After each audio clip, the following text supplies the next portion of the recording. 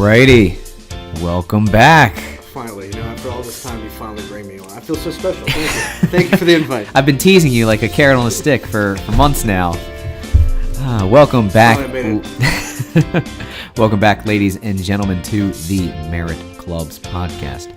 Tonight, and I say tonight because it is night, we have a very, very special guest. Oh, I'm so flattered. The one, the only, Jason Danger Thompson.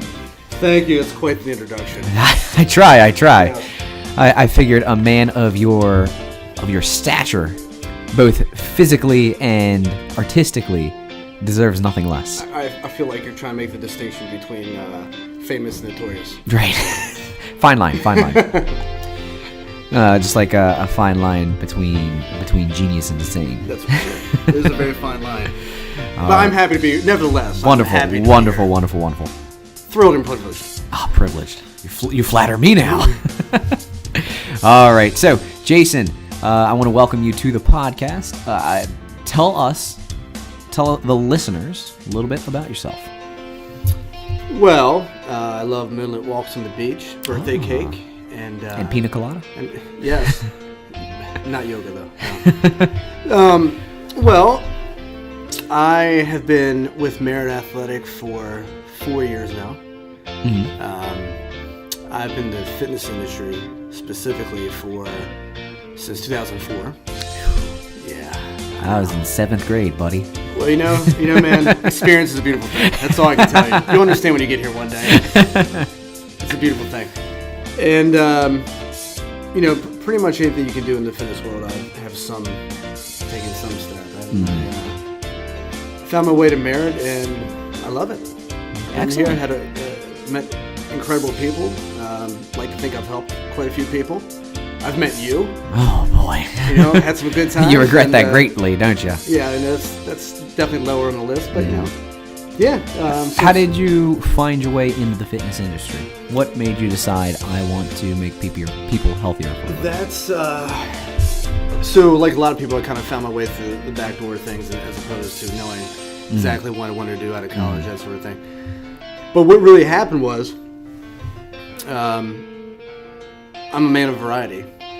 and I get bored very. I like to learn. I'm curious about life in general. I like to learn different things, and I'm a master of none, but a jack of all trades. And so it was really difficult for me, like a lot of college kids, where you kind of get in there, you don't have a whole lot of experience yet, but yet you're making this decision for the rest of your life. At the age of 18, what I'm going to do for the next 70 years, right? How do I want to contribute for the rest of my life? And so what I said was, it's not a matter of what I want to do. It's a matter of what I don't want. I want to do everything. How do I do that? Right. But what's in line with my personality? What's in line with my values? And then, how can I contribute? I thought that's kind of the key question. And so after a lot of trial and error, I'd like to try that. Let's spend another couple $1,000s here and see if this works for my student loans. And I finally got to the point where I'm like, you know what? I'm just going to do communication studies. That seems to kind of be all-encompassing. All-encompassing. Right? Find your way into pretty much any industry in some facet with that. Right. So, I did that, and and then like again, a lot of college students now. What do you do? And I found my way into sales. I love helping people. I like to communicate with people. Obviously, I'm a people person. I'm an extrovert, and I said, well, if I'm going to get in this field, it's got to be something that I believe in. I've always played sports. I'm a huge sports fan. I've always had a really competitive nature, we'll say. Okay. What's your favorite sport? Basketball. Basketball. Who's your favorite? What's your favorite team? I would say. Well, remember, I grew up in the '90s, so not to age myself, but I was a big Bulls fan back then. Absolutely, like everybody was. So I'm gonna guess best player of all time. You don't want to get in this argument with me because if it's anybody other than Michael Jordan, we're gonna have a problem right now. See, here's the great thing. I don't watch basketball, so whatever you say, I'll believe. I'll say, oh yeah, that guy. If you want to talk before my era, like Wilt Chamberlain and Oscar Robertson, those guys, we'll have that conversation because I didn't get to watch them play live. Right. But anybody from essentially the '80s on, yeah. So Michael Jordan's the big dog, and it's not big close. Man on campus. It's not close. You want to go watch Space Jam after this? We can have a podcast about this alone if you want to. Absolutely. 100%. Awesome. So basketball was one of the sports. You obviously love it. I'm sure you played it growing up then. No? Played a lot of it. Other sports? I played baseball. Mm-hmm. I love baseball also. Football, of course. Who doesn't like football? Except for you, of course, because you're not American. Right. And I like to watch marathons. bingo. Probably. Bingo. Tiddlywinks. Mm-hmm. You know, all the most competitive sports. Yes, very up and coming Olympic tenure. Yeah. Actually, it wouldn't surprise me. Yeah. Didn't they take wrestling out? I've heard rumors. How do you take? No, I think they did take it out, and I think they put it. I don't know what the latest is, but for a while they were talking about taking it out. How do you take out the founding sport of the Greek games originally? How do you do that? Well, that makes no sense. Look, we're talking about games getting taken out. I'm still waiting for them to put in chess boxing. I think. Have you ever seen chess boxing before? You're always bringing something new to me. No. Chess boxing is Enlighten me, probably please. one of the greatest sports I've ever seen in my entire life. You have a 3-minute boxing round, straight up boxing, gloves, no helmets, nothing like that, followed by a 3-minute timed chess round. And the winner is whoever knocks out the opponent or checkmate the opponent first. And so they bounce back and forth between the two. That sounds extremely lame. Right up your alley. Perfect. Right. But there's boxing, Jason. There's boxing. So, there's still bloodshed. It's still well, a bloodshed, sport. It might be. Yeah. It might be worth though. I mean, it's like getting the two nerds in high school to fight each other. Well, no, look, if you want to make that a sport, I'm in. That's cool.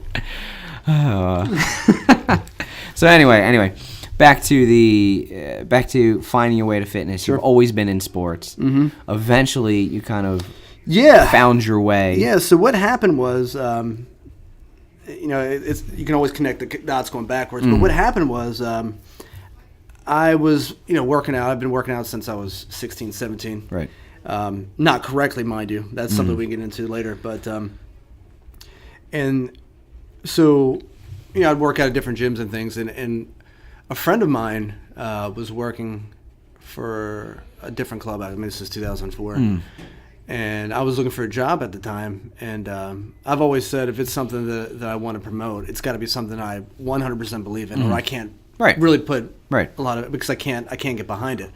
So fitness is always something I've loved and I feel passionate about and 100% believe in. So for me, it's very easy to get enthusiastic about it, kind of spread the word about it, and to help people with. So I can truly believe in it. I can get behind it. So. I said, I'd be willing to be open-minded to. They were looking for somebody, and I came on, and immediately, my personality kind of lends itself towards this environment anyway. Right. The gym tends to be filled with a lot of extroverts. Yes. You guys get along with one another very well. It tends to help. Yep. I mean, it's got fitness. I use my communication skills. I get to work interpersonally with people. Yeah, exactly. I like to think that I can contribute in that way, and so it was sort of an ideal fit. And immediately, I was pretty successful right off the bat, and it was just natural fit for me. And so at that point, even though I have a lot of outside interest, this has always kind of been the thing I've stuck with since that time. Okay. Well, before we get into kind of our topic, and what would you title our topic for today? I would title our topic. I'm glad you asked, Andrew. I know, right? I would title our topic. Oh boy! Oh, he's got papers, ladies and gentlemen. I'm prepared. Adopting fitness as a lifestyle, which I think is a sublime topic, considering it's. It's about the third week of January. And everyone's gonna quit all of their New Year's resolutions. Yesterday. Right. Believe it or not, I actually accomplished one of my New Year's resolutions earlier this week. You grew a mustache? No, I'm still working on that one. Yeah. One day I'll hit puberty. I was going to say you didn't quite hit that yet. I'm still working on puberty. Keep working, brother. No, I finally I learned to walk on my hands. I saw that. Yes, that was impressive. Right, I'm a man of few talents, and the talents I have are useless. I don't want to burst your bubble, but the only chance you had was the circus, and now Barnum and Bailey. Is that right? So, yeah, you're SOL, buddy. I guess I'm gonna have to open up my own circus. Circus of one. Circus of one. I'm not only the ringmaster. I'm also lead clown, and I'll put on an elephant costume and. But no. I fortunately beat that kind of 3 week quit by actually beating my New Year's resolution already. But we're going to talk a little bit about... Can I interrupt you for Absolutely. 1 second? All right, so I need to let the audience know this. So you guys don't know Andrew like I do, but I have had the distinction, if you will, of seeing Andrew quite frequently. And the interesting thing about Andrew is I'm not exaggerating when I say these things. So when you picture a guy walking on his hands, he literally walks on his hands, and this is not anything. This might surprise your average person that would come into a working environment. Mm-hmm. But for me, it's not a surprise at all because I've seen this man in an elf costume. Right. I've seen him in a completely pink three-piece suit. Mm-hmm. I've seen him, and I'm speaking of you in the third person if you're not here. I've seen him. This is my favorite though. Purchase a unicycle, have it delivered to the gym. Unicycle, and attempt to ride it in the gym, which was... I am definitely not Larry from accounting. No. Got a little bit more personality to myself. You got some stuff with you. But you know, like we were saying, you know, I kind of managed to beat that 3-week hump that we're pretty much in right now. Yeah, we're right on the cusp right now. Of when everyone says, all right, I haven't lost 50 pounds in a month. I quit. Quick, Mercy, chop off my arm. Things need to happen. Stat. So, you know, I think this is probably just about the perfect topic we could jump on right now. Yeah, I think it's pretty ideal. So, do you want to go ahead and jump into it? Yeah. All right, let's go. So, yeah, I think one of the things that I've really noticed in the fitness industry is, in general, it's hard to stay consistent. We all know this. Yes. Even trainers have a difficult time staying consistent, right? Right. And no more is that so apparent than this time of year, right now as it's happening. So what a great way to kind of, hopefully if the audience is listening, if you're kind of hitting that stumbling point where you're hitting that point where you're like, I'm getting bored, or the workouts aren't working, or they're tough and you just don't like it. You just don't like it, you know, because I always say, you know, this as a trainer, it's like the first 3 weeks I think are really the toughest part. The toughest, the worst. If you can't get through the first 3 weeks, you're going to be done. And the thing is, not a whole lot is being accomplished right away. You're a little sore. You're not seeing a whole lot as far as progress. Mm-hmm. You know, a little your energy might be coming back. You know, you're getting some positive things, but for the most part, you're sore and not seeing a whole lot. Yeah, it's not fun. And ideally, you've changed your diet, which means that's probably a lot more bland than what you're used to. So if you're going to have a difficult time, it's usually going to be that first 3 week period. I say that's really the tipping point. So if you can get past the first 3 weeks, there really starts to be some sort of positive metamorphosis, if you will, and you get some momentum. You get ready to kind of bust out of the cocoon, as it were.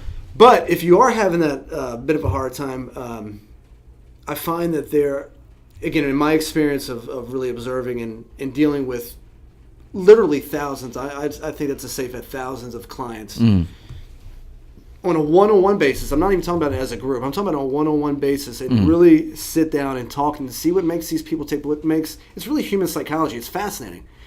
We're all not that much different. We're motivated by the same things. We respond to the same stimuli. Yeah. And it's most of this stuff is mental. So if you have the opportunity, like I had the privilege really of sitting down with thousands of people over the course of time, I really got to make or formulate some patterns and identify some patterns in people's behavior over time. Right. That's really sort of compelling. And if you can identify, which I think I have, these things that people sort of maybe fall a little short of, and this is why they're not progressing past the first month or so. Right.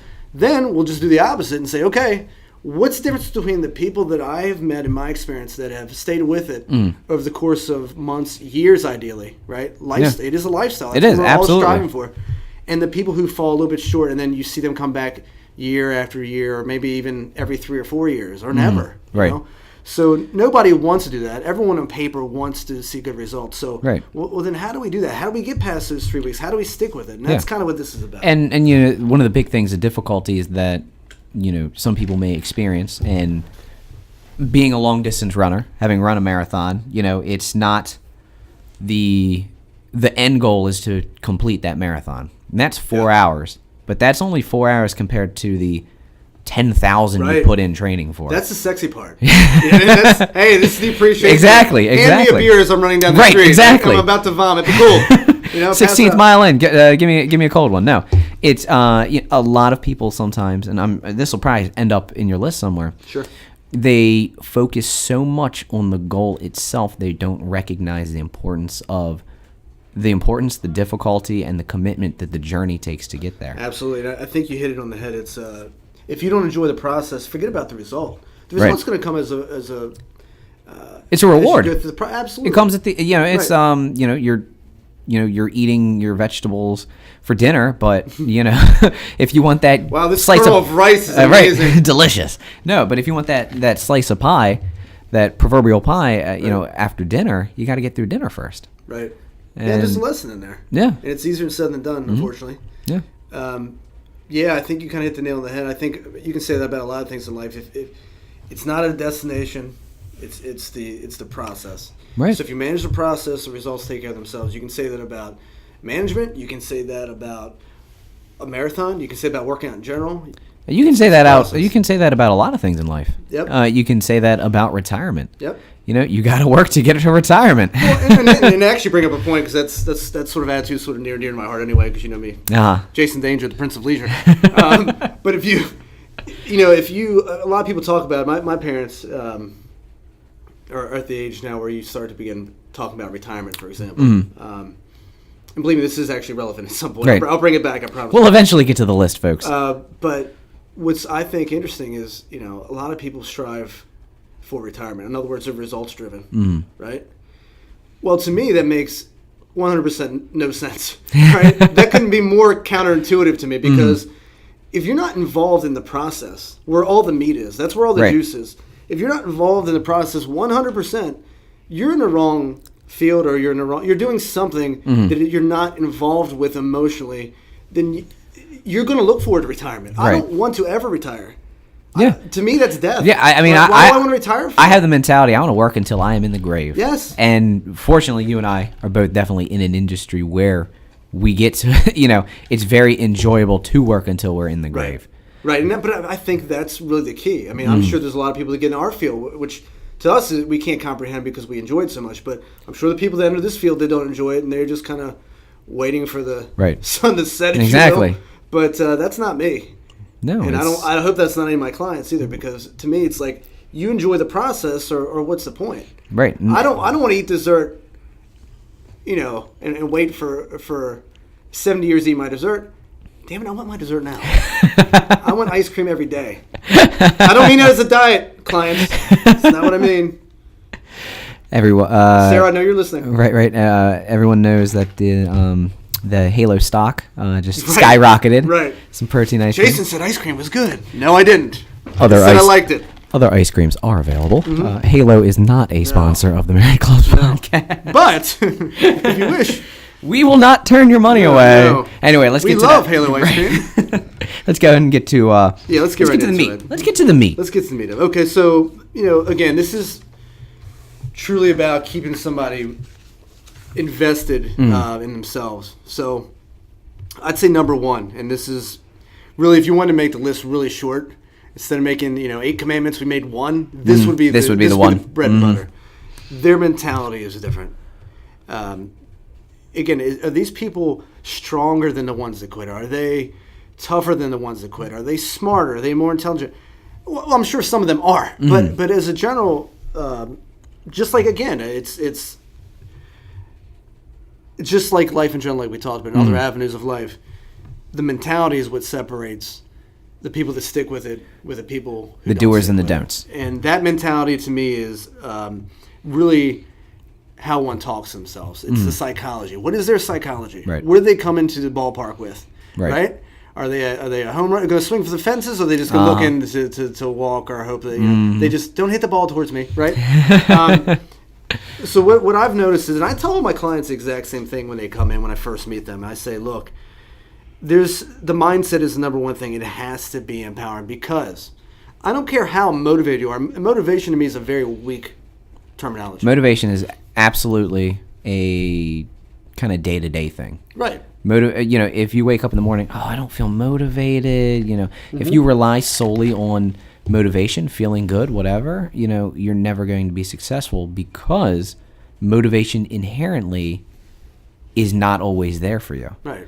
And it's a non-starter. Right. It's something to maybe improve a workout. I mean, naturally, Andrew, if you've never worked out in the gym before, if you're going to be motivated, quote unquote motivated, when's that going to be? Right. Exactly. Right now, January, right? But as week 3 rolls around and week 4 and week 5, that motivation is going to come and go. It's fleeting because you cannot keep that attitude consistently because it's motivation. It's weak. It's like, I want to. Well, I want a Ferrari. Yeah. I don't have one yet. Not yet. But the point is that you only get what you have to have, what you must have. So I make my clients give me a reason why it's a must for them. I want it to be emotional. I want them to have a reason why. So if they don't have a strong enough reason why, then go home, open the door, go inside, go search under your cabinets or drawers, and go find one. Yeah. All right. I need a good reason why, not a good reason, a very empowering, strong reason why you're doing this. Yeah. And this is going to come as a shock to some people, I think. But I usually say, look, there's only 2 things that can inspire you: pain or pleasure. Right? It's one of the 2. Yeah. Right? It's really both. But right. If given 2 choices between a client, in other words, if I made a clone out of Andrew, God help us, right? And Andrew comes in the door right now, and I say, if we stand on top of each other, we'd be the size of an average man. Yes, that's actually very accurate. But if you and your twin brother came in, and you were the exact same clone of each other, intelligence-wise, personality-wise, everything, and you came in and you said, okay, well, this person, the only difference is Andrew 1 is inspired by pleasure. In other words, he's picturing what he's going to look. He has a 6-pack. He's on the beach. Whatever that might be for him, right? How he does in his race, whatever that might be. Right. He's picturing himself running to the finish line, finishing, setting his personal record time, whatever that is. And then you got the other Andrew number 2, and Andrew number 2 says, "Oh man, I don't know if it's called inspiring, but I really feel energized and to take action. That's the key word, action." To do something when I picture what happens if I don't do this. I'm getting fatter. I don't look good on the beach. People are making fun of me. I don't feel good. No energy. I'm lacking energy. I can't play with my kids. Whatever that might be for them. Whatever that pain is, that's what I'm interested in. Because, and I motivate myself this way. Again, I want to use the word motivation, but I try to get myself to take action this way because I know, given the choice between 2 people, if your clone came in, if I'm training one of the 2 of you and somebody said, look, you got to bet $1,000 on one of these 2 completing this in 6 months, who's going to be the one that is motivated more by the pain? Right. Because it's a stronger motivator. It just is. It's human nature. And sometimes it can kind of present itself, I would say it can present itself as 2 sides of the same coin. Sure. And someone may parade their motivator, again, not the right word, their empowerer, whatever you want to call it, with something that is pleasure. I train lots of older adults. Sometimes I want to be able to play with my grandchild. Sure. When in actuality, what's really their empower is I don't want to not be able to play with my grandchild. Exactly. And that's the kind of thing that it's very, very different trying to chase something, that pleasure, versus trying to run from something, that pain. And like you said, more times often than not, people who recognize what they aren't getting out of being healthy are the ones who are going to genuinely stick with it because they realize that pain's always coming. It's always coming after you. That pleasure is always in front of you, and you can only pull yourself forward towards it so much. But that pain is always coming for you, and you need to always be trying to get ahead of it. You hit the nail on the head. It's like if you're not moving forward, you're moving backwards. At best, you're stagnant. Right. Who wants to be stagnant? Stagnancy might be the worst place you can be because that's just good enough where you're not going to take action. Right. Which is probably the worst place to be. So yeah, I think you hit the nail on the head, and I think another key thing to make a distinction about is what I try to do for my clients is I try to say, look, because they might look at pain as being negative. Well, I like to consider myself a very positive guy, Andrew. Right. So you don't want to motivate. Again, I'm going to use the word loosely there, using only pain. But what you want to do is leverage it is the key word. You want to leverage it to get the results that we're after, right? Correct. So I'll give you an example of what I've done, and I tell my clients this as well. So years ago, I'd gone to the beach, and this is this is going to date me. I'm really not that old, believe it or not. But anyway, ladies and gentlemen, as he said that, a cloud of dust expelled from his you're a funny mouth. man. If we wanted a podcast, I'd slap you. Yeah, it's recorded proof, so you right, better exactly. be. I can't do anything. After the podcast, you're done. So I was looking at vacation pictures when I came back. This might have been like a month later or whatever. I'm flipping through, and again, they're tangible at this point. It's not on Instagram or anything like that. And I'm looking through them, and I'm like, who is this guy? You know, and I went Tangible photos? What tangible, right, tangible. I like media that I can hold in my hand. Like I like vinyl. Make fun of me if you will. Oh, it's a better sound, man. It's warm. All right. Makes me sound so trendy, doesn't it? It does. I love vinyl. It does. Not gonna lie. Is that a man bun I see underneath the? There's no man bun in this headphones? hair, buddy. I can promise you that. But anyway, not that there's anything wrong with a good man bun. No, just not for me. So, what I looked at it, I was like, I was taken aback.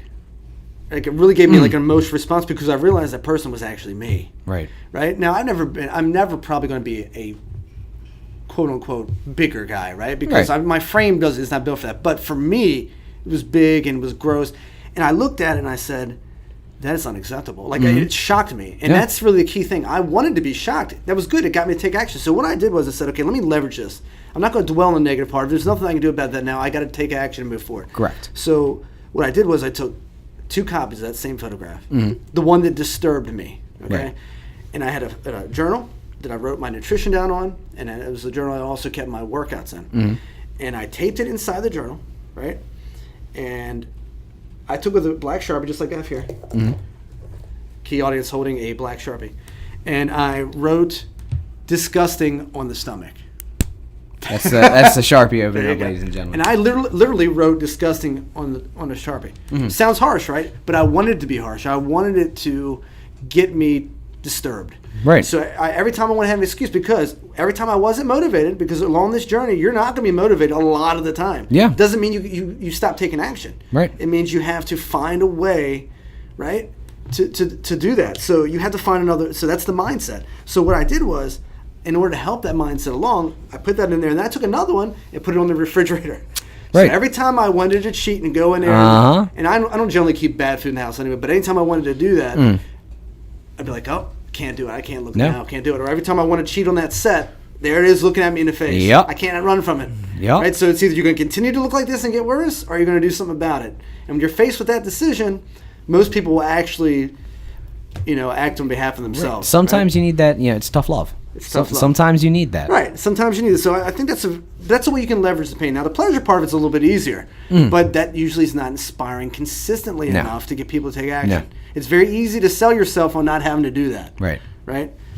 So I think the number one thing is the mentality. The mentality is very. And last example, I mean, again, it's either weak or it's strong. So, and this might be a cheesy example, but you take somebody. Let's take sports because we've been talking about that as a constant theme. What separates a really, really good all-star player from a legend, from somebody who sort of, okay, that is the best of the best. Right. What separates that person? It's usually mindset, right? It's not always athleticism. You look at somebody like Larry Bird who could jump 2 inches, right? It's the mindset. Or you take a guy like Jordan we talked about, where the thing about him, which was so impressive amongst the many things you could say, the superlatives, is that he brought it every single game. Preseason. It didn't matter. No. All-Star game, preseason, when everyone else was slacking off. Look, it's an 82-game season Yeah. over the course of a career. And the games that seemingly don't matter as much, you drop one here, drop one there. Hey, there's 82 games, for God's sakes. It's really not going to make that much of a difference. But for him, he had to find ways to trick himself, no different than you trying to keep yourself on the straight and narrow of your fitness program. Right. And his mentality was that, look, there was somebody in the stands that hasn't seen me play before. The difference between him and everyone else was that there was no time off. It was a proving ground for him. It was something. It was always looking for the next challenge, and that was that empowering mindset for him. Correct. It was not, I want to win this game. It was, I don't want the other team to beat me. Yeah. Yeah. Yeah. It's recognizing that And I think that's probably very similar for a lot of professional athletes. Is it's not that they want to be the best; it's just they don't want to be worse than anyone else. Well, it's that too, and there's something that, and a lot of that is pain, right? A lot of that is pain. You may not look at it that way, but the answer is no. You're not going to beat me today. Right. Right. Exactly. Exactly. And when you're looking at a fitness program, you're just talking to yourself. Right. I'm not going to beat myself. I'm not going to beat myself. Right. Right. Exactly. So that's number 2. So they set goals, and again, I know you can relate to this with your clients, that are extremely specific, they're measurable, and reasonably attainable. Yep. And they do it in steps, I think. So in other words, if they're trying to lose 50 pounds, they're not trying to lose 50 pounds, really. It's they're trying to lose 5 pounds a month. Thank you. Right. It's 5 pounds. So you can't find treasure without a map. You're not going to stumble upon it, right? Did you get that one out of a fortune cookie? No, I wrote that, and I just read off my notes. So but again, if you don't know where your destination is, how are you going to get there? You're not going to run into it. Okay, so losing weight is not specific. Okay, if my client comes in and says I want to lose weight, which I hear a lot. What does that mean? What does that mean? I gotta dig deeper. I know a surgeon. We could lob off a leg. There goes 20 pounds right there. There's is that what you want? You're good to go. Right. And probably not the type of weight they want to lose. Would you prefer left or right? I'm just going to venture. Even out. That's not what you're looking for. So, losing weight is not specific. Dropping 10 pounds of body fat in a year, that's a little more specific, right? Yes. It's a little more specific. You can even get deeper than that, but we can start with that, right? Being able to do 20 pull-ups with perfect form, that's specific. That's performance goal. I love that. Exactly, yeah. What are you going to look like? Andrew, picture the guy that can do 50 pull-ups by himself. Who does that guy look like? What does that Andrew look like, right? Exactly. That's inspiring. Right. That's utilizing that pleasure principle, right? Finishing a 5K in 21 minutes. That's specific. That's another good one. Right? So we're looking for specifics here. My best time's 18:50, by the way. You know what? This is how ignorant I am of the running subculture. That means nothing to you. It means zero to me. I have no idea. I could do that in a car. So right? 18:50 and a 5K, that's like 6 minute and 5 second miles back to back. Running for pleasure does not interest me. Oh, running's the best. If you want me to chase a ball, I'm in. I could just give me a reason to run, Andrew. I need a reason why. Run. No, you really truly are enjoying the journey. I love the pain. What can I say? This is man who truly loves his races. But the other part, it has to be measurable. But again, you kind of see that within the goal. So again, 20 pull-ups, that's measurable. 20 pull-ups. 21 minutes, it's measurable. You can write that down. Someone can see that and say, hey, you've hit your goal. And then I think this is really key too. Reasonably obtainable. It's very easy to come into January and February and go, I want to drop 50 pounds by this specific time. But if that goal was for the year, okay, that's reasonably obtainable. That's right. Right? But if you're saying you're going to do that in 3 months, you got to check your... I mean, I guess you could, in theory, do that. It is physically possible, for some of those things.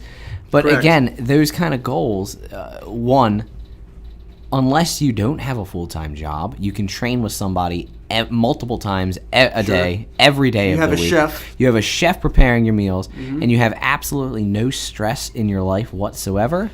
Oh, shout out to Chef AJ Hunt here at Merritt Clubs. AJ, we love it when you make us lots of food here at the club. Check into the food hunt. I know you'll appreciate that plug. Maybe he'll make us lunch for that plug. Yes. But no, if you have all of those things, then yes, you can do it. But chances are, if you're listening to this podcast, you have none of those things. No, and that's really what we're here to do. It's like, you make them small incremental changes. I'm not interested in you dropping 50 pounds. I mean, I am. That's your long-term goal. But our short-term is, can you drop 5? Yeah. I know you can. You know you can. Right. So let's hit 5. And when you get there, we'll get some momentum. Let's do 5 more. Hey, now we're double digits. We're up to 10, Already, damn, we're doing great. Yeah. See? So if that momentum builds, and now you got a little domino effect going on. It's a beautiful thing. So that's the second, which sounds a lot like goal setting in general, doesn't it? It does. For anything that you're trying to do in life. So this is kind of one that's not so obvious, and I think this has really proved critical in any sort of success I've had in it. They set up the people that do well and they stay consistent and they truly make it a lifestyle, which is the goal for almost everyone. Right. They set up systems that work for them, because otherwise you can be chasing your tail. Again, you just mentioned it. People have full-time jobs. They have kids. They have responsibilities. yes, in an ideal world, yes, I'm sure that you think you can cook every day you come home and all that stuff, but it's not realistic, right? Doesn't work like that. So a really good example of a system that's worked for me, and there's many systems, but this is one that's so easy that we can relate to. I cook once or twice a week when I'm doing this well, of course. Otherwise, it's now pretty sure every day. But I cook once or twice a week for the entire week. I mass produce it. I use glassware, not plasticware, kids. And then it's in there, and I just grab it before I leave for work, put it in my bag, and I roll. Yeah. And that's the only thing that ever works, because otherwise, if you eat out, you're done. I don't care how healthy you think it is or it's marketed as. Yeah. It's not. The only weight that's gonna be lost is your wallet. Right. And why not take a bad habit and replace it with a good one? That's the same amount of money that you use to eat out, which is going to cost you a whole lot more than eating your hard-boiled eggs and your chicken and broccoli every time. You can take that same amount of money and reinvest it in your goal. Mm-hmm. Maybe you need guidance. Maybe you need Andrew Lingle-Bockenstein. Right? As your trainer. I mean, the whole point is that, again, take a bad habit and you replace it with a positive, empowering one. Correct. So again, they set up systems that work for them. You don't want to sabotage yourself. You don't want to. A lot of the goals people set forward for themselves are difficult enough. The last thing you want to do is make it tougher for yourself. Mm-hmm. The path of least resistance. Number 4, they get coaching. So actually, that's a pretty good segue. I always say it boggles my mind when people invest in the gym, because they, at least in their minds, they want to make, being the key word, that sort of weak wordage, verbiage, but they want to make fitness a priority, but they fail to get professional guidance. Right. If you want to learn to play guitar, I mean, I guess you could learn it by yourself. I mean, there's people that've done it. A little tricky. Right. I mean, I guess you could. Are you gonna be playing in an orchestra anytime soon? Probably not. But the point is, if you're really committed about something, most people are going to seek out professional guidance. Right. That's just common sense, right? It's a no-brainer.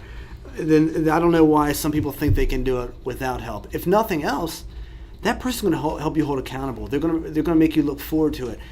If you can't hold yourself accountable, hey, don't feel bad. 90% of the people out there can't. Right. Trainers have trainers. Yeah. You can get a nutritionist. You can get a dietitian. You can get a life coach. You get whatever you need to help you, but get help. It's very difficult to do that on an island when you're having all these other responsibilities. Absolutely. It's 100% absolutely statistically relevant that any sort of help in some fashion is going to make you more successful towards your goal. There's a reason there's only a handful of billionaires in this world. So funny, I was going to use that exact example. There's only a handful of them because it's tough to be a billionaire, you need to recognize that not everyone, very, very, very few people, have that type of drive and mentality to do it completely on their own. But you know what's ironic, which is really interesting, is that the example I was going to use, billionaire, but a little differently, is if you look at the billionaires out there and you listen and you read the books, or you listen to them speak or what have you, what do the overwhelming majority say one of their keys to success is? What's that? Seeking coaching. Yep. All right. So if anyone didn't need a coach, if anyone you would think would be motivated or you think it'd be a billionaire, you would think would be a billionaire, right? Well, if they're getting coaching, they're doing something right, apparently. What does that mean for the rest of us, right? So it's to me, it's a no-brainer. But I think people come in a lot of times, either half-heartedly, it's a want. They don't have a good enough reason why, which is why I make that such a high priority for my clients. But the other thing is that I think they have it in their brain. They tell themselves a story. They have a certain narrative of, I got to go through a boot camp like the Marines first start out. This person's going to kill me, or, And the fact is, that's not training. That's something else. Right. A true program is a very comprehensive, thorough, well thought out and scientific approach. There's a reason why surgeons don't do surgery on themselves. Right. There's sometimes a joke that a personal trainer or coach of some sort is nothing more than a dumb jock. But if you can't tell me that there's over 600 muscles in the human body, over 200 bones, the fact that only 10% of the world's population is missing a tendon in their wrist, these are the sorts of things that you You're need. I know, thank you. These are those sort of things that you need to know in order to be putting these programs together, in order to create jumping back to number 3, I think you said, environmental success, these systems. Thank you. These systems of success. There's a tremendous amount of information about the human body that people think they can get right off Instagram, but they can't. Yeah, and I think that's a misconception. I think you hit the nail on the head, where people come in, they say, and I've experienced this, I know you have, and I think they think in their head, oh, well, I'll just get on YouTube and see how it works. Yeah. How's that been working out for you for your dental surgery?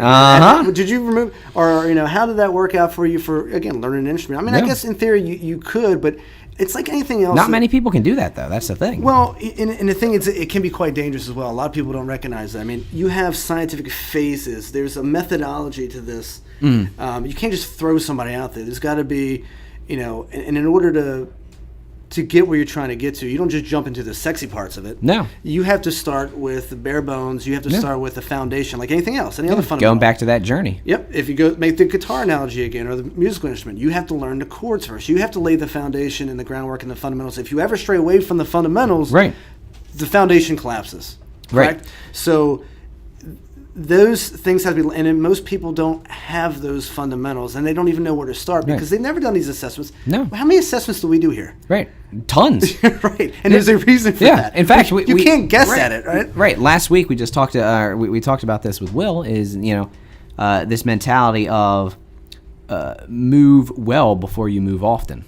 He's 100% correct. Absolutely. Make sure that you can do things right before you try to do things harder. Right. And that's, again, finding the coach, telling, I have one, I've had people do assessments on me to make sure I move correctly because I can't see my back. You've done them on me. Right. You can't see yourself while you're doing something. No. You only have 2 eyeballs. Some of us only have 1. Right. And the fact is, and I tell about this too, always be learning. So I'm learning stuff from you every day. Yeah, I learn things from you as well. So it's quite flattering. But yeah, I've learned how to lie. Can you tell? BS and BS. Yeah. So but it really, I try to learn new things every single day, and every trainer learns from other trainers. You're always picking up new information to add to your tool belt and to help your clients. That's what it's all about. It's the best education is self-education, right? You have to be constantly asking questions and getting better. Just 2 days ago, I go in, and again, this is somebody who's conducted a lot of different assessments on clients and had assessments done on me and learned some new assessments that I had never done before and blew my mind. Yeah. Right? And I'm like, well, I want to add that to my tool belt as well. Yeah. And really, you learn these things about yourself, like, damn, I really need to improve on that. But again, and I'm a trainer and you're a trainer.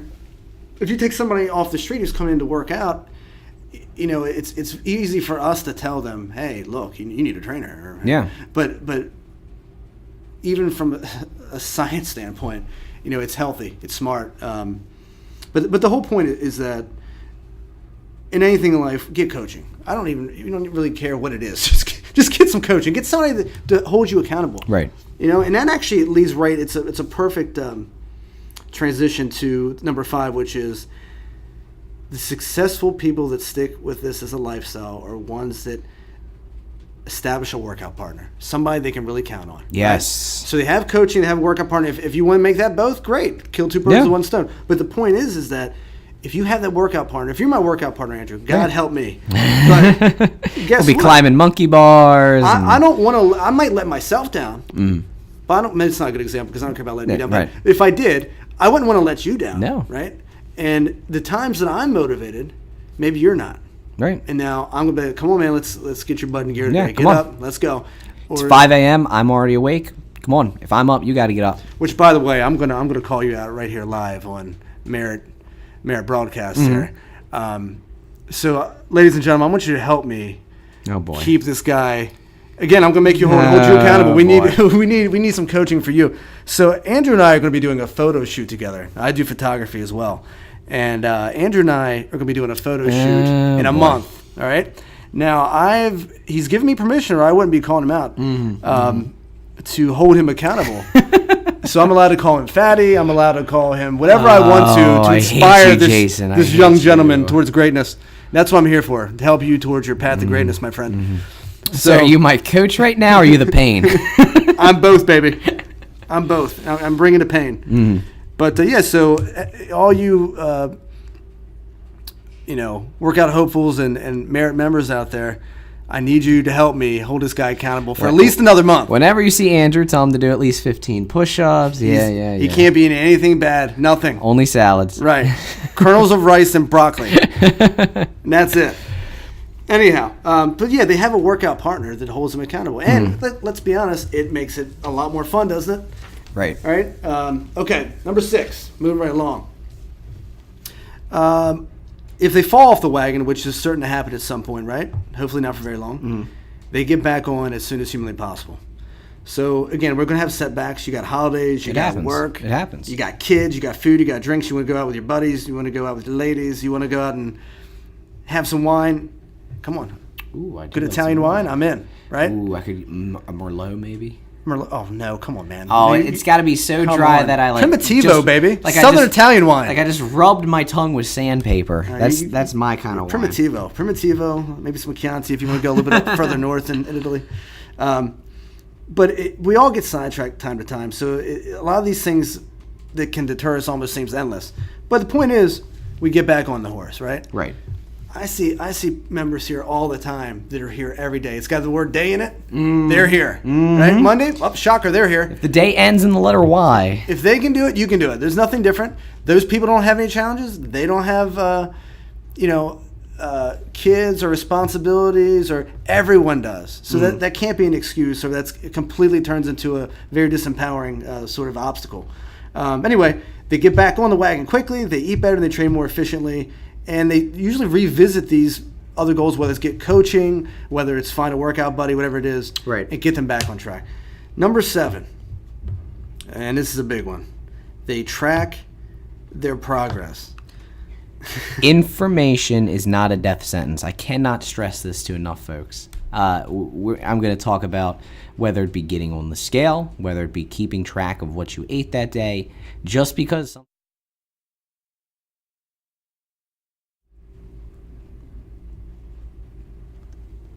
There we go. Just because something wasn't immediately successful that day does not mean you should not pay attention to it. And I have clients who are afraid to get on the scale. I'm like, we need to know, because we need to know if a methodology, a strategy that we're doing is not effective. Right. And, tracking that is one of the biggest ways to make sure that we continue in the correct direction. You want to make it a science. Otherwise, you're not going to be very efficient. It's like I tell clients, I say, look, we're going to work smarter and harder. Yes. Right? Yes. Right? But we want to work smart, too. We don't want to just go out there and just say, okay, let's throw a bunch of stuff against the wall and hope it sticks. We're trying to get as specific as we can possibly get it. And by doing that, then we have a baseline we can constantly look back on and say, okay, this is working. We could tighten this up a little bit, whatever. But it boggles my mind. How do you expect to succeed if you don't first know where you are? Right? You got to know where you are, and so you can face it, and then you can do something about it. So I think it's a lot to do with emotion, but I'm not a big believer in tracking weight. I'm a big believer in tracking things like body fat composition. Yes. And measurements, clothes sizes, photos, things that really tangible things. And you can see it, your body change, because again, you know that you could be maybe you're a bad example. You could be 99 pounds and perfect health, or you could be 99 pounds and be in the best shape of your life. Right. But the point is, it doesn't tell us anything. We need to know, holistically speaking, what kind of fitness level are you in? How's your heart behave? What's your flexibility like? What's your core strength like? If your core is weak, everything's weak. Yeah. So those sort of things. It's not just one. The more we know, the better. The more we can help. So you really want to get as many assessments tracked as possible. Absolutely. It'll really help out quite a bit. And then last, but you know what? This is probably the most underrated thing. Ooh, I like where this is going. And this is probably, a lot of people don't want to look at it this way, but I fully believe this is true, whether it's work, whether it's, working out. Number 8, it could easily be number 1 or 2. It's got to be fun. Yes. It has to be fun. Absolutely. What's the best workout you're going to do, Andrew? The one you're going to stick with. Right. Okay? So if it's not fun, we're not going to do anything. Yeah. It's got to be fun because at some level, if you're not deriving some sort of satisfaction out of it, it's going to be difficult. It's going to be that much more. Right. And let's be honest. If you're bored with your workout, is your body bored with it? Absolutely. Probably good. So it needs to be some level of dynamic workouts, which a lot of times is very functional training or athletic training or something like that, which I know is right up your alley. Oh, I love the goofy things. I love the goofy things. Yeah. So really, I think that's probably number 1 or 2 is really it's got to be fun. It's got to be enjoyable. You have to enjoy, as we get right back to the beginning. If you're not involved in the process of it, good luck getting the results. Right? Get off the outcome and focus on what the process is. Really invest yourself into the day-to-day. Make it fun for yourself. When you're cooking, put on the music and get naked. Dance. I don't know. There you go. Nothing but an apron, baby. Whatever you want. But it's got to be enjoyable.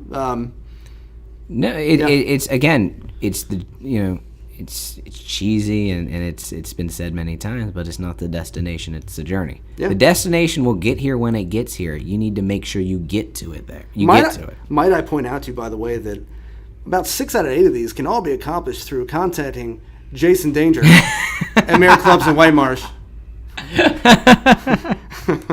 I can do practically all these things Get that little plug in right there, yeah. All these things and other things that you may not even know I do, but yes. So I want you to take just a moment, sure, while I distract the audience with a couple things that are coming up down the pipeline. Don't take off your clothes, please, God. I want you to attempt to. What the audience doesn't know right now is he's only wearing socks. Right. It's very disturbing. Toe socks, no less. A straight face the entire time is quite. Toe socks, no less. Yeah. I want you to consolidate everything we just spoke about down into a single sentence. And while you think of what that single sentence is, I want to kind of get the audience's attention for a couple things that we have rolling around in our clubs. Okay. All right, so you think. Now, audience, I want to talk to you just for a moment for a couple programs, again, that we have rolling that are really going to help kind of facilitate your success throughout the not only beginning of the year, but the year itself. We have our Fit in 50 program. That's where every single week we will be putting out a new workout challenge, whether you are a level 1, that could be a person who's a beginner, they may be dealing with an injury, an active ager, all the way up to a level 3. We're talking elite athletes who are seeking competition within the club. We give you a brand new workout challenge every single week. We do this to ensure your success. We are here for your success, and we want to kind of foster and help that grow. Jason, you come up with that sentence yet? Well, first, right before I get into this, I want to just say that I just noticed you have a very lovely phone voice. I can turn it on when I need to. It's quite nice. I mean, you have a face that's made for radio, but your voice, my man. What was it? TV killed radio star, right. I think. Your voice is golden. Remember that guy that was like the homeless guy that had the voice? Who was that guy's name? WCB 89 Rockets Radio. 97X, bang, the future of rock and roll. Remember Rain Man? Oh, jeez. Oh, no, I can turn it on when. It's actually quite nice. I can turn it on when I need to. That's good. I kind of want you to do my audiobooks from now on. Do you want me to just narrate your life? That would be amazing. Like Could for you a follow day? me around? And today, Jason's eating from Nally Fresh for the 3rd day in a row. Yes. Morgan Freeman, watch out, I'm coming for you. You have the voice, my man. It's gold. So I would say, to answer your question, Andrew, I would say where your mind goes, your body will follow. I think everything... Ooh, that is good. Everything starts, and it's all psychology. And if there's anything... I mean, this is all about sticking with the program, really, really, really investing in a lifestyle. Otherwise, you're going to fall off. I think where that has to start is the psychology. As it does with every single goal you have in life, you have to have the mindset that just because there's an obstacle doesn't mean you stop by it. You overcome it, you jump it, you keep on going. And it's got to be a strong enough reason why. And if it's not a strong enough emotional reason why you're doing it, it's very easy to get started. So you have to have an empowering mindset. So I think that's number 1. I like it. Yeah. I like it. One more time, your body follows where your mind goes? How'd you... You got rewind on there. Let me hit the button. I don't know. Can't be. I come up with something very, very profound. I can't be saying it over and over again. Right. It loses its wisdom. It dampers on its on his wiseness. All right. Jason, I really want to thank you for today. This was a good one. It's been my pleasure. This was a good one. I feel like it went a little longer than before, but that's okay. You know, I'm long-winded. It's okay. Right. You're long-winded. I'm hot-winded. You know, it's fine. It's fine. So this is typically where I take a moment to allow the guest, Mr. Jason Danger, to kind of plug yourself. Well, fantastic. So I want you to go ahead. I know you're not a tremendous social media person, but I know you have your own kind of creative outlets that you do for yourself as well. What are some of these things? Where can people find out more about you? Well, thanks for asking, Andrew. I am a bit of a Renaissance man. I enjoy photography, acting. He likes to pretend he's smarter than he actually is. Exactly. If you guys have noticed that already. But yeah, I really enjoy that. And one of the things I do on the side is photography. So, I mean, as it relates to the gym, I do fitness photography. I do headshots for actors because I'm also an actor. I do modeling shots. I do still shots, traveling shots. I love to travel. So I have a lot of photography shots. So I have an art site, so you can go on and if you want to decorate your home, if you want to buy pillows, if you want to buy shower curtains. I mean, it's all based off of photos that I've taken. Cell phone covers. I mean, great gift ideas, by the way. Valentine's Day is coming. It doesn't have to be dinner and wine every single time, although I do recommend the wine. But the other part that again is the studio. So I have a website for that, and I have a website for the studio. So if you want, you know, headshots or fitness shots or a wedding and engagements, all that stuff's online, and you can get on. I'll just give you one of the websites, and you can actually link on to the other one. So it's all right. You might need to write this down because it is in Italian. So it's my business are La Dolce Vita, which means in Italian the sweet life. Okay. Living life creatively. You know, choose your own adventure type of lifestyle where, you know, you invest in yourself, you're creating your own self, your best self. You're constantly learning, you're constantly curious. You're around other people that are empowering you as well that also want to learn, like-minded people. Right. You know, it's the opposite of something like Facebook where you're, you know, cut off from each other and you're living world through a finished world. This is tangible. So this is vinyl in a digital world. Okay. but I'm a big believer in. I think that, you know, if you're eating poor foods in the fitness world, you know, we know if we eat McDonald's every day, that I shouldn't talk bad about McDonald's. They might sponsor us or something. Or so. You don't know. But if you eat poor foods, you're going to get a poor outcome. You're going to get sick. You can get disease, these sort of things. Well, if you're living a lifestyle that's not natural either, it's an unhealthy lifestyle, what happens? You get depressed. You get cut off. You feel disconnected. Yeah. Well, this is a cure, baby. There you go. So you know, so that's a philosophy that I have, and And what's the website name one more time? So this is the photography site. Okay. La Dolce, L-A, La Dolce, as in sweet, D-O-L-C-E, Vita, as in life, V-I-T-A, dash photography studios, plural, .com. Now that's my photography site for the studio. You can get on there and link to the art site. This is LaDolceVita-art.com. Right. That's a different site as well. Awesome. And then anybody that wants prints, whatever. And then the networking will be up very soon, and that'll be where we go out and we relate to each other, and we have some good times. And there's more podcasts, I'm sure. Absolutely. And if someone's looking specifically towards fitness or perhaps something in the gym, what's a good email address that they could reach you by? I'll give you two of them. One is my Merritt Club's address, which is J Thompson, THOMPSON. There's a P in there. At merrittclubs.com. Again, clubs is plural. And then the other regional one, this is my personal email. Ooh. You can reach me. Yeah. Oh, yeah. Yeah. I'm not afraid of my audience. I'm a man of the people. Bring it. So it's Jason D, as in danger, Thompson, THOMPSON, the number 14 at gmail.com. For his age. 14 years of age. That's right. That's right. Excellent. Well, Jason, I want to thank you very, very much. It's been a pleasure, my man. Anytime you need me. Today. You just want to be on the podcast again. I just like hearing my own voice, man. It's cool. I thought it was my voice you liked. I'm a little hard. I do, but I didn't. You know, I like hearing mine too. Yeah, I figured. What was that one movie where he's looking in the mirror? You talking to me? Oh, Taxi Driver, brother. You talking to me? There's nobody else here. You talking to me? Is that you in front of the mirror every evening? Not every evening, but at least once a week. At least once a week. I promise you that. Right. Excellent. Thank you very much, Jason. It was a pleasure. Not a problem. It was actually quite joyful. I thought my IQ was going to drop, but I think it might have gone up a point or two. Wow. Right. What I do is I underwhelm people when I first meet them, Right. And then I surpass all expectations. Right, set the bar so low, really low, and then like, that you- wow, this guy's not as brain dead as I thought. right, he was. that you couldn't possibly get underneath of it. That the only way is This guy has some layers. Wow, imagine that. I thought he was as superficial as I thought he was.